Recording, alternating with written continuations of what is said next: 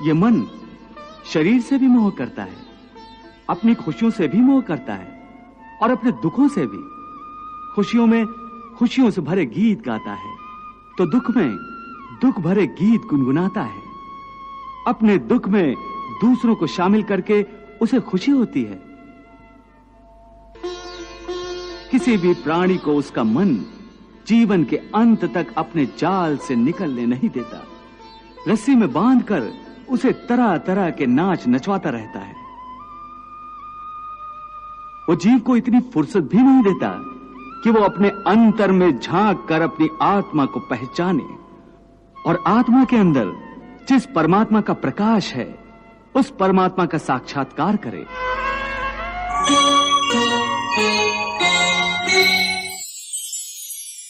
प्राणी अपने मन को काबू में करके अपने अंतर में झांक कर आत्मा को देखे, तब उस आत्मा के अंदर उसे परमात्मा का प्रकाश स्पष्ट दिखाई देगा। उसी को परमात्मा का साक्षात्कार कहते हैं। अपने अंतर में झांक कर आत्मा को और उस आत्मा में प्रकाशित परमात्मा को पहचानो, अर्थात आत्मा से अलग कोई और है जो आत्मा को पहचानेगा। ये किसको कह रहे हो कि आत्मा को पहचानो? कौन पहचानेगा अंतर की आत्मा को? तुम्हारा मन।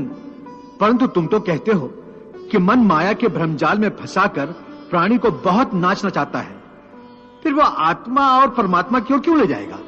तुमने ठीक प्रश्न किया अर्जुन। उसका उत्तर यह है कि जब तक तुम अपने आप को मन और विषयों के अधीन रहने दोगे तब तक वो तुम्हें नाच नचाता रहेगा।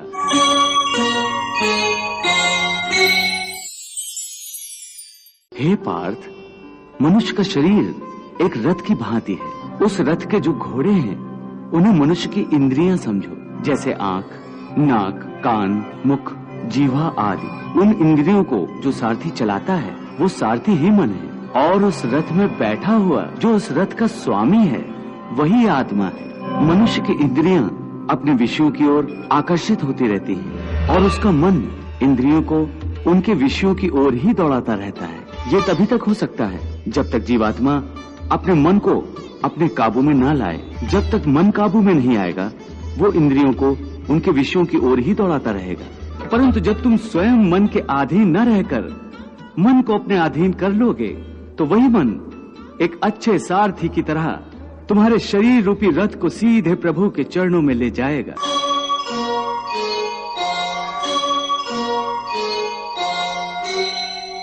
हे पार्थ, केवल इतना समझ लो कि मृत्यु एक दरवाजा है जिसके अंदर जाते हुए आत्मा पुराना शरीर छोड़ देती है।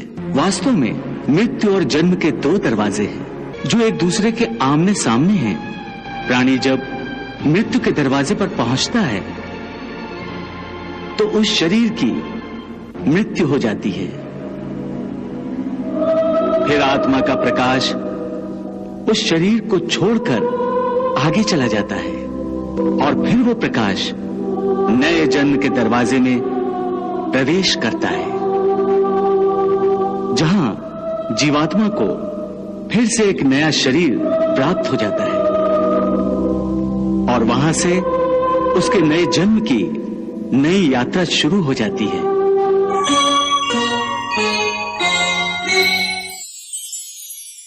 हे पार्थ, आत्मा नित्य है इसलिए वो नहीं बदलती, परंतु शरीर नाशवान है इसलिए एक ही आत्मा के कई शरीर बदलते हैं। हर नए जन्म में आत्मा नए नए शरीर तो बदलता ही है, बल्कि हर एक जन्म में भी उसे जो शरीर मिलता है वो एक शरीर भी उसी जन्म में बदलता रहता है। ये बात मेरी समझ में नहीं आई केशव, क्योंकि एक जन्म में तो प्राणी को एक ही शरीर मिलता है। नहीं, एक नहीं, अनेक शरीर मिलते हैं एक ही जन्म में। मैं अब भी नहीं समझा प्रभु। मैं समझाता हूँ। याद करो अपना बचपन। उस समय अर्जुन का शरीर कैसा था? एक बालक का। और आज वो शरीर कहाँ है? वो शरीर तो बदल गया इस शरीर में। अर्थात वो शरीर नहीं रहा।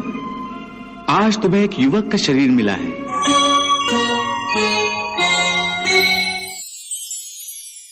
प्राणी को जन्म के समय जो शिशु का शरीर मिलता है वही शिशु का शरीर काल के प्रभाव से एक बालक का शरीर हो जाता है। फिर वो किशोर अवस्था में आता